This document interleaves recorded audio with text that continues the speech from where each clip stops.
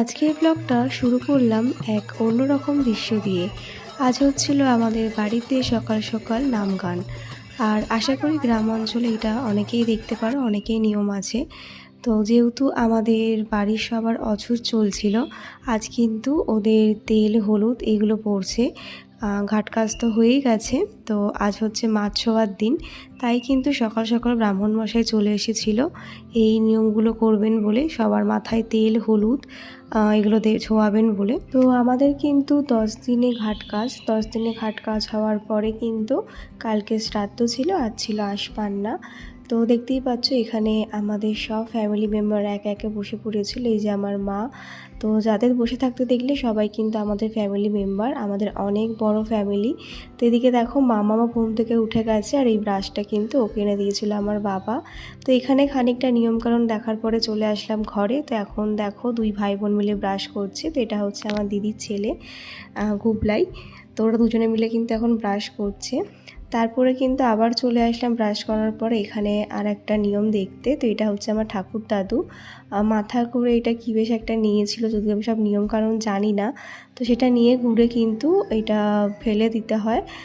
যেহেতু আমার বাবার ঠাকুমা মারা গেছে, মানে আমার ঠাকুর দাদুর মা মারা গেছে, তাই কিন্তু এই নিয়মগুলো ছেলেরাই করছিল।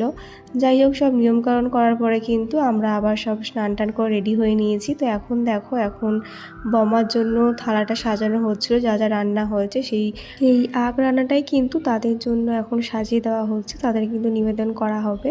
তো এখানে একটা থালি তো ছিল আমার বম্মার, একটা ছিল বড় দাদু, আর একটা কার্ড ছিল আমি ঠিক বলতে পারছি না। যাই হোক, তাদের নামেই কিন্তু এগুলো নিবেদন করা হবে আর কি, তাই সাজানো হচ্ছিল। এদিকে দেখো আমার শ্বশুর শাশুড়িও চলে এসেছিলো। এখন কিন্তু আমার ঠাম্মা দাদুর সাথে গল্প করছিল মা।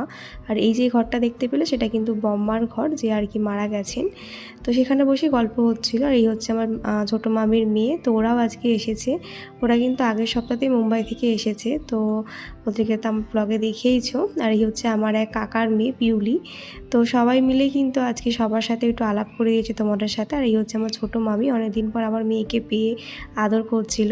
তো সবাই মিলে কিন্তু এখন মায়ের ঘরে বসে একটু কথা বলছিলাম, অনেক দিন পর সবাই এক জায়গায় হয়েছি। তারপরে এই হচ্ছে আমার বোন, এখানে দেখতেই পাচ্ছ মাম্মামকে, আর হচ্ছে এই আমার ছোট্ট বোনুকে নিয়ে আদর করছে। আর মামির সাথে অনেক দিন পর দেখা হয়েছে, তাই কিন্তু মামি আমাকে একটু আদর করে দিচ্ছে। যাই হোক, তো আজকে এর পরে আরও অনেক কিছু মুহূর্ত তোমাদের কাছে তুলে ধরবো, অনেকের সাথে দেখা করাবো, অনেকের সাথে আলাপ পরিচয় করাবো।